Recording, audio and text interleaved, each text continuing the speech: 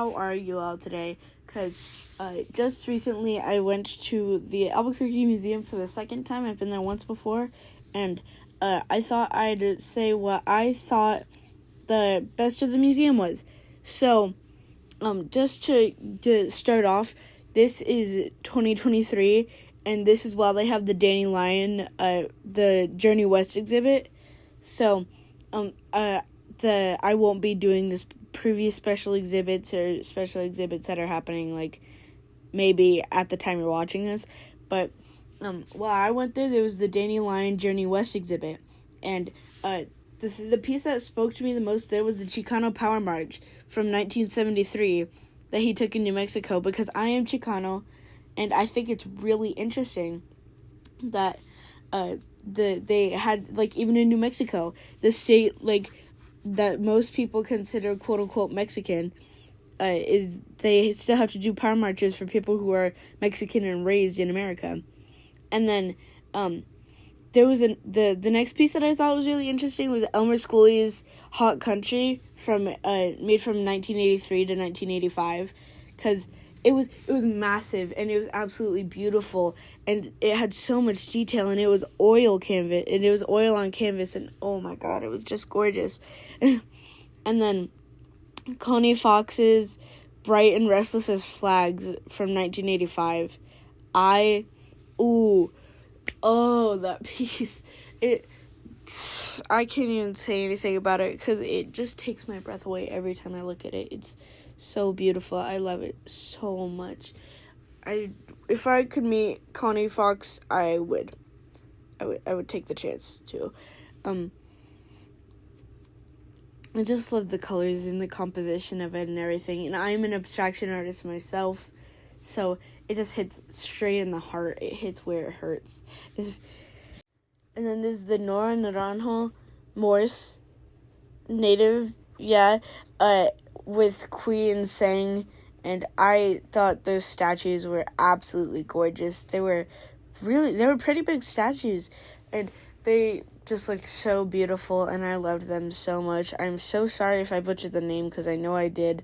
And then the next one that I found interesting was Paul Berlin's Abstraction from 1918, because it's like, it was so complex and confusing, but, like, interesting and understandable at the same time, which is, like, the exact opposite of each other.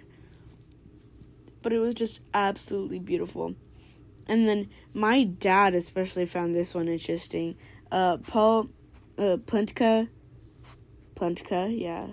I think. The Paul Plunchka's El Cuerpo de Cristo from 2002. And, my dad has it as his phone screen. That's how much he loved it. He found it really interesting. And I did too.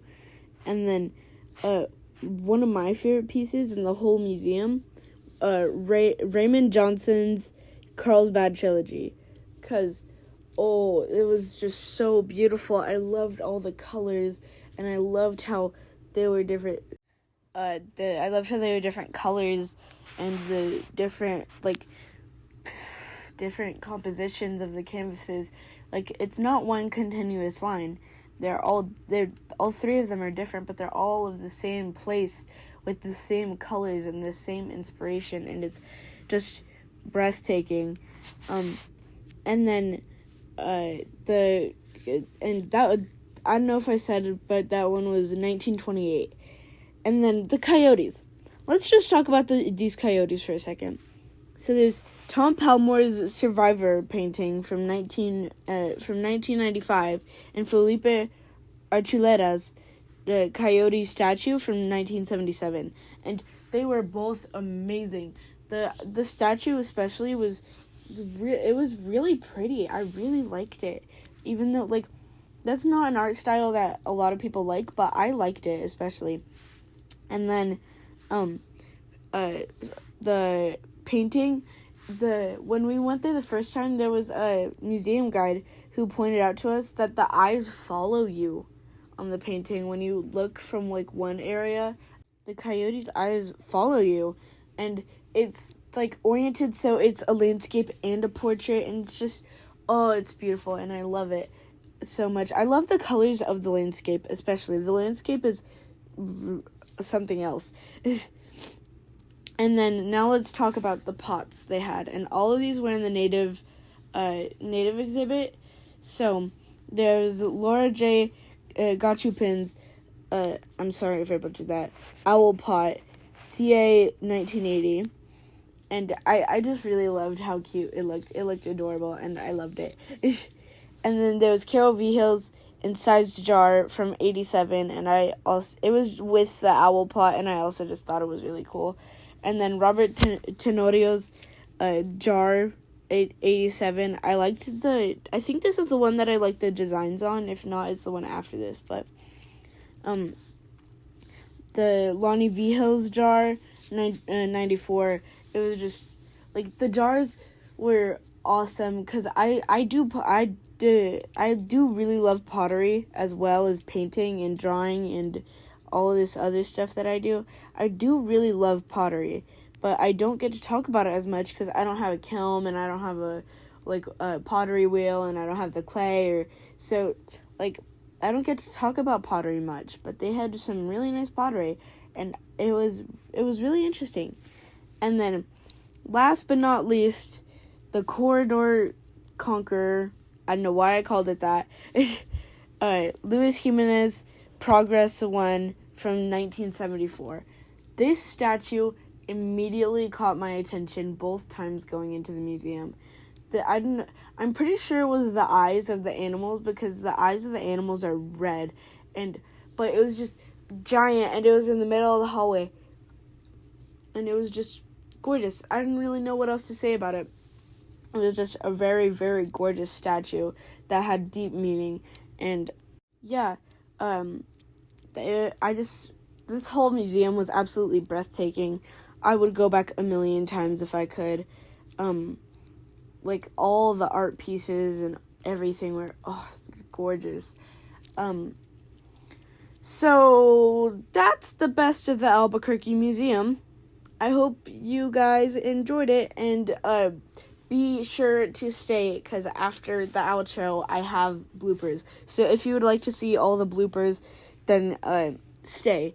And so everybody knows I'm rebranding, because if you didn't see my changed here and on Twitter, it's instead of Artie and Evan, it is now jedilobster.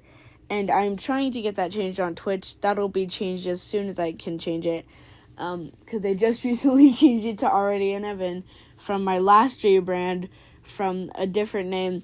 I've had so many rebrands, it's ridiculous at this point.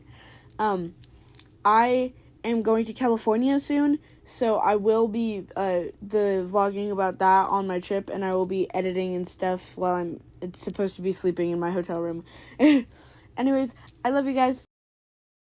That was horrible. Oh, I don't know why I did that.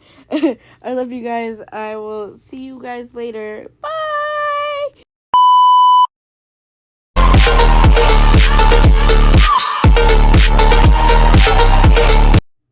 Hello, everybody. My name is Evan. This is fuck. Oh, God. And then there's the fuck. And then the